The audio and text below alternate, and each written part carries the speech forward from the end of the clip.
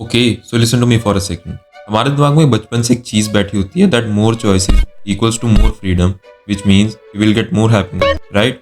पर क्या होगा अगर मैं तुम्हें बोलूं कि दिस फ्रीडम ऑफ चॉइस या फिर freedom of too many choices is making us less happy. अब देखो, बात तो ऐसी है कि दुनिया के पास हर कदम पे हजारों चॉइसेस हैं हमें ऑफर करने के लिए, बट इंस्टेड फ्री फील करवाने की जगह ये हजारों चॉइसेस हमें ट्रैप्ड फील करवाते हैं। जानना चाहते हो कैसे? Make sure to watch the video till the end and I am sure that इस वीडियो को देखने के बाद तुम्हारा चॉइसेस को देखने का नजरिया एकदम से बदल जाएगा। आओ बात करते हैं डिसीजन पैरालिसिस के बारे में। एक एग्जांपल से समझने की कोशिश करते हैं। Take online food ordering for an example. अब देखने से तो हमें ये बहुत सही चीज़ लगती है कि हमें इतने सारे रेस्टोरेंट्स, इतने सारे ऑफर्स और इतने सारे डिशेस में से चूज़ करने का मौका मिल रहा है। पर रियलिटी ये है कि जब हमारे सामने इतनी सारी चीज़ें रख दी जाएं और बोला जाए कि उनमें से बस एक चीज़ चूज़ करो, तो we all know how much our brain gets confused. I know, we all been there, right?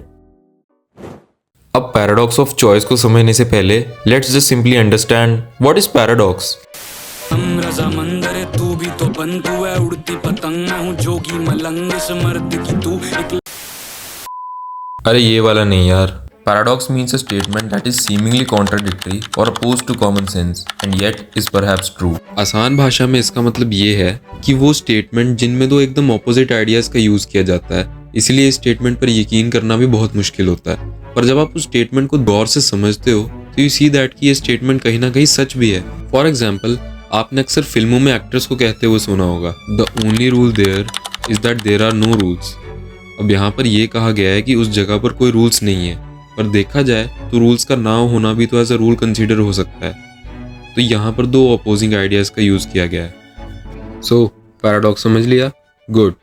अब वापस आते हैं पैराडॉक्स ऑफ चॉइस पर। तो paradox of choice term American psychologist Barry Schwartz ने कॉइन करा था। इस कॉन्सेप्ट पर उन्होंने ये 2004 में अपनी एक बुक भी पब्लिश की थी, जिसका नाम भी उन्होंने यही रखा था, द पैराडॉक्स ऑफ चॉइस। आप चाहो तो ये बुक खुद भी पढ़ सकते हो। इस बुक को मैं सिंपली एक लाइन में सम अप करके बताऊं तो बैरी हमसे ये कहना चाह रहे हैं कि that more choices lead to more anxiety, not more happiness. अब इस बुक में मेनली उन्होंने 3 बड़े फैक्टर्स की बात की है, जिसकी अब हम इस वीडियो में बात करने वाले हैं। Decision fatigue, fear of regret and dissatisfaction with choices. Decision fatigue, अब तुम नाम से ही समझ पा रहे होगे। डिसीजन फैटीग इज बेसिकली जब तुम्हारा दिमाग इतनी सारी चॉइसेस देख के थक जाए और कोई डिसीजन ही ना ले पाए। अब हमारे स्मार्टफोन्स की बैटरी की तरह हमारे ब्रेन के पास भी एक लिमिटेड चार्ज होता है डिसीजंस लेने के लिए। अब होता ये है कि जैसे जैसे चॉइसेस बढ़ती जाती हैं तो ये चार्ज उतनी ही तेजी से खत्म होता जाता है and most of the times you and up not making a decision at all. Fear of regret, जब तुम्हारे पास इतनी सारी चॉइसेस होती हैं इन एनी सिचुएशन तो तुम्हारे माइंड में काइंड ऑफ फियर डेवलप होने लग जाता है, ये सोचकर कि इतनी सारी चॉइसेस होते हुए भी तुम कहीं गलत डिसीजन ना ले लो। इसलिए तुम डिसीजन लेते वक्त काफ़ी एंजाइटी फील करते हो, because your brain can make a wrong choice when there are 2 or 3 options available and feel okay with it, but it can not feel okay when you make a wrong choice when there are too many options available. कभी सोचना इस बात को। अब dissatisfaction भी मोर और less इस fear of regret से कनेक्टेड है एंड बहुत कॉमन है when you have more and more choices.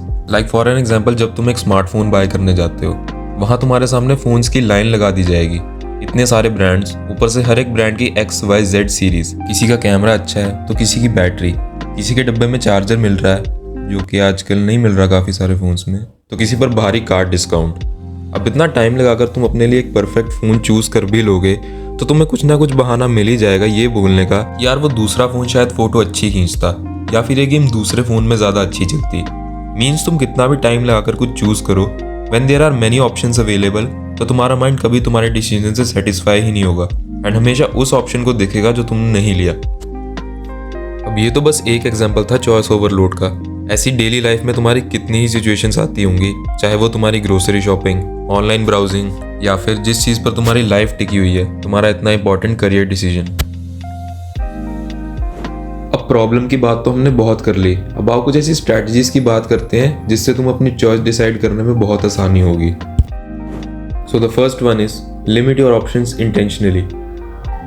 I think ये सबसे इफेक्टिव स्ट्रैटेजी है जो तुम्हें हेल्प करेगी। तो तुम्हें करना ये है कि इंटेंशनली अपनी चॉइसेस को लिमिट कर दो। अगर किसी पॉइंट पे तुम्हारे पास 10 चॉइसेस हैं चूज करने के लिए, तो उनमें से जो 3-4 तुम्हें देखने में अच्छी लग रही हैं, तुम उन चॉइसेस में से चूज करना। और बाकी की 6 चॉइसेस की तरफ देखना भी मत। ऐसा करने से तुम काफ़ी जल्दी डिसीजन ले लोगे।